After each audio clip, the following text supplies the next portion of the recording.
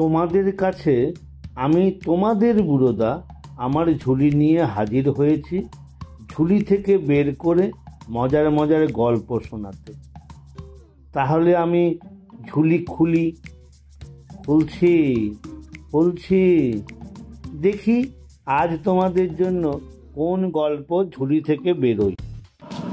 সুকুমার রচনা সমগ্র থেকে দাশু সিরিজের যে গল্পটি আজ আমি তোমাদের শোনাবো সেটি হলো দাশুর খ্যাপামি। কণ্ঠে আমি সুমঙ্গল সিংহ, ওরফে তোমাদের বুড়োদা। দাশুর খ্যাপামি। স্কুলের ছুটির দিন। স্কুলের পরেই ছাত্র সমিতির অধিবেশন হবে, তাতে ছেলেরা মিলে অভিনয় করবে। দাশুর ভারী ইচ্ছে ছিল সেও একটা কিছু অভিনয় করে।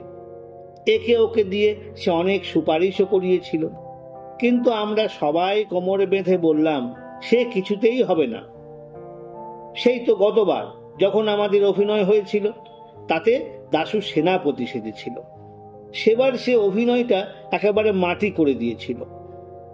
যখন ত্রিচুরের গুপ্তচর সেনাপতির সঙ্গে ঝগড়া করে তাকে দ্বন্দ্বযুদ্ধে আহ্বান করে বলল, সাহস থাকিলে তবে খোল তলোয়ার। দাশুর তখন তবে আইনে সম্মুখে সমরে বলে তখনই তলোয়ার খুলবার কথা। কিন্তু দাশুটা আনাড়ির মতো টানাটানি করতে গিয়ে তলোয়ার তো খুলতেই পারল না, মাঝ থেকে খাবড়ে গিয়ে কথাগুলোও বলতে ভুলে গেল। তাই দেখে গুপ্তচর আবার খোল তলোয়ার বলে হুঙ্কার দিয়ে উঠল। দাশুটা এমনি বোকা, সে অমনি দাঁড়া, দেখছিস না বগলসটা আটকিয়ে গেছে বলে চেঁচিয়ে তাকে এক ধমক দিয়ে উঠল। ভাগ্যিস আমি তাড়াতাড়ি তলোয়ার খুলে দিলাম, তা না হলে ওইখানেই অভিনয় বন্ধ হয়ে যেত। তারপর শেষের দিকে রাজা যখন জিজ্ঞেস করলেন, কি বা চাহ পুরস্কার, কহ সেনাপতি? তখন দাশুর বলবার কথা ছিল, নিত্যকালে থাকে যেন রাজপদে মতি। কিন্তু দাশুটা তা না বলে তার পরের আরেকটা লাইন আরম্ভ করেই হঠাৎ জিভ কেটে ভুলে গেছিলাম বলে আমার দিকে তাকিয়ে হাসতে লাগলো। আমি কটমট করে তাকাতে সে তাড়াতাড়ি নিজেকে সামলে নিয়ে ঠিক লাইনটা আরম্ভ করলো। তাই এবারে তার নাম হতেই আমরা জোর করে বলে উঠলাম, না সে কিছুতেই হবে না। পিসু বলল, দাশু অ্যাক্টিং করবে, তাহলেই চিত্তির। ট্যাপা বলল, তার চাইতে ভজু মানিকে ডেকে আনলেই হয়। দাশু বেচারা প্রথমে খুব মিনতি করলো, তারপর চটে উঠল, তারপর কেমন মুষড়ে গিয়ে মুখ হাঁড়ি করে বসে রইল।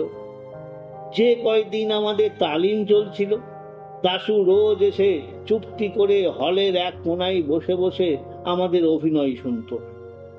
ছুটির কয়েকদিন আগে থেকে দেখি 4th ক্লাসের ছোট গনসার সঙ্গে দাশুর ভারী ভাব হয়ে গেছে। গনসা ছেলে মানুষ, কিন্তু সে চমৎকার আবৃত্তি করতে পারে, তাই তাকে দেবদূতের পাঠ দেওয়া হয়েছে। দাশু রোজ তাকে নানা রকম খাবার এনে খাওয়ায়, রঙিন পেন্সিল আর ছবির বই এনে দেয়, আর বলে যে ছুটির দিন তাকে একটা ফুটবল কিনে দেবে। হঠাৎ গনসার ওপর দাশুর এতখানি টান হবার কোনো কারণ আমরা বুঝতে পারলাম না। কেবল দেখতে পেলাম গনসাটা খেলনা আর খাবার পেয়ে ভুলে দাশুদার একজন পরম ভক্ত হয়ে উঠতে লাগলো। ছুটির দিনে আমরা যখন অভিনয়ের জন্য প্রস্তুত হচ্ছি, তখন আসল ব্যাপারটা বুঝতে পারা গেল। 2:30 বাজতে না বাজতেই দেখা গেল দাশু ভায়া সাজ ঘরে ঢুকে পোশাক পরতে আরম্ভ করেছে। আমরা জিজ্ঞাসা করলাম, কি রে তুই এখানে কি করছিস? দাশু বলল, বাহ, পোশাক পরবো না? আমি বললাম, পোশাক পরবি কি রে, তুই তো আর অ্যাক্টিং করবি না। দাশু বলল, বাহ, খুব তো খবর রাখো, আজকে দেবদূত থাকবে কে জানো? শুনে হঠাৎ আমাদের মনে কেমন একটা খটকা লাগলো। আমি বললাম, কেন, গনসার কি হলো? দাশু বলল, কি হয়েছে তা গনসাকে জিজ্ঞাসা করলেই পারো। তখন চেয়ে দেখি সবাই এসেছে, কেবল গনসাই আসেনি। অমনি রামপদ, বিশু আর আমি ছুটে বেরোলাম গনসার খোঁজে। সারা স্কুল খুঁজে শেষটায় টিফিন ঘরের পিছনে হতভাগাকে খুঁজে পাওয়া গেল। সে আমাদের দেখেই পালাবার চেষ্টা করছিল, কিন্তু আমরা তাকে চটপট গ্রেপ্তার করে টেনে নিয়ে চললাম। গনসা কাঁদতে লাগলো। না, আমি কখনো অ্যাক্টিং করব না, তাহলে দাশুদা আমায় ফুটবল দেবে না। আমরা তবু তাকে হিঁচড়ে টেনে নিয়ে যাচ্ছি। এমন সময় অঙ্কের মাস্টার হরিবাবু সেখানে এসে উপস্থিত। তিনি আমাদের দেখেই ভয়ঙ্কর চোখ লাল করে ধমক দিয়ে উঠলেন, তিনটে ধাড়ি ছেলে মিলে ওই কচি ছেলেটার পেছনে লেগেছিস? তোদের লজ্জাও করে না? বলে আমাকে, বিশুকে এক একটি চড় মেরে আর রামপদর কান মরে দিয়ে হন হন করে চলে গেলেন। এই সুযোগে হাতছাড়া হয়ে গণেশচন্দ্র আবার চম্পট দিল। আমরাও অপমানটা হজম করে ফিরে এলাম। এসে দেখি দাশুর সঙ্গে রাখালের মহা ঝগড়া লেগে গেছে। রাখাল বলছে, তোকে আজ কিছুতেই দেবদূত সাজতে দেওয়া হবে না। দাশু বলছে, বেশ তো, তাহলে আর কেউ দেবদূত সাজুক, আমি রাজা কিংবা মন্ত্রী সাজি। 5-6টা পাঠ আমার মুখস্থ হয়ে আছে। এমন সময় আমরা এসে খবর দিলাম যে গনসাকে কিছুতেই রাজি করানো গেল না। তখন অনেক তর্ক বিতর্ক আর ঝগড়াঝাঁটির পর স্থির হলো যে দাশুকে আর ঘাঁটিয়ে দরকার নেই, তাকেই দেবদূত সাজতে দেওয়া হোক। শুনে দাশু খুব খুশি হলো আর আমাদের সাঁচিয়ে রাখলো যে আবার যদি তোরা কেউ গোলমাল করিস তাহলে কিন্তু গতবারের মতো সব ভণ্ডুল করে দেব। তারপর অভিনয় আরম্ভ হলো। প্রথম দৃশ্যে দাশু বিশেষ কিছু গোলমাল করেনি, খালি স্টেজের সামনে একবার পানের পিক ফেলেছিল। কিন্তু তৃতীয় দৃশ্যে এসে সে একটু বাড়াবাড়ি আরম্ভ করলো। এক জায়গায় তার খালি বলবার কথা, দেবতা বিমুখ হলে মানুষ কি পারে। কিন্তু সে এই কথাটুকু কোত্থেকে আরো 4-5 লাইন জুড়ে দিল। আমি তাই নিয়ে আপত্তি করেছিলাম, কিন্তু দাশু বলল, তোমরা যে লম্বা বক্তৃতা করো সে বেলা দোষ হয় না, আমি দুটো কথা বেশি বললেই যত দোষ। এও সহ্য করা যেত, কিন্তু শেষ দৃশ্যের সময় তার মোটেই আসবার কথা নয়। তা জেনেও সে স্টেজে আসবার জন্য জেদ ধরে বসলো।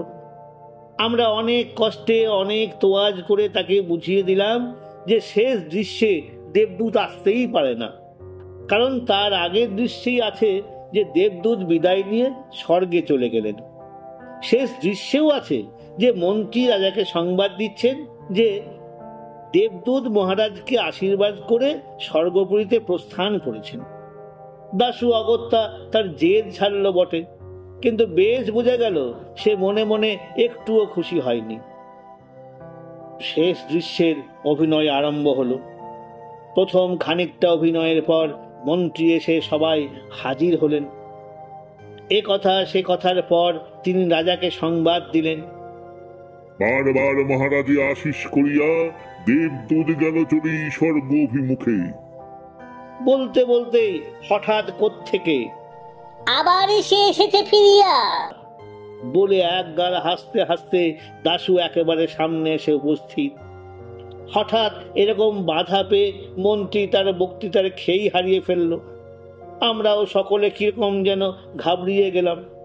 অভিনয় হঠাৎ বন্ধ হবার জোগাড় হয়ে এলো। তাই দেখে দাশু সর্দারি করে মন্ত্রীকে বললে, বলে যাও কি বলিতেছিলে।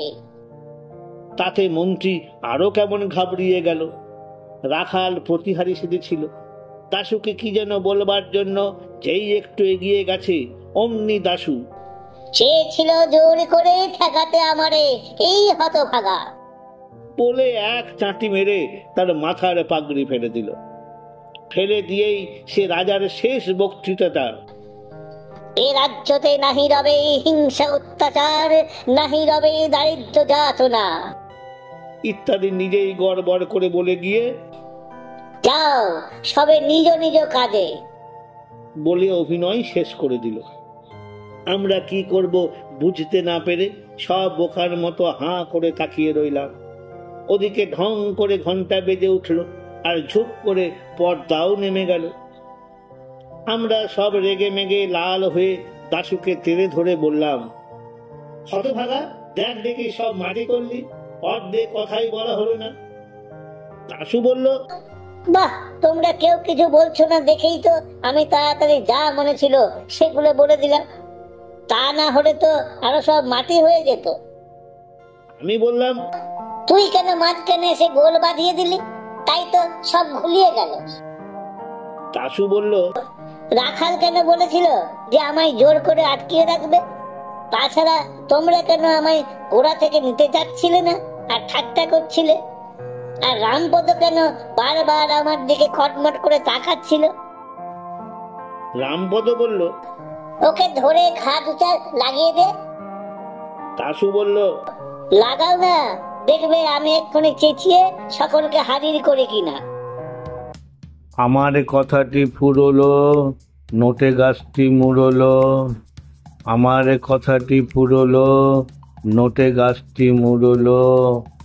আমার কথাটি ফুরলো, নোটে গাছটি মুড়লো।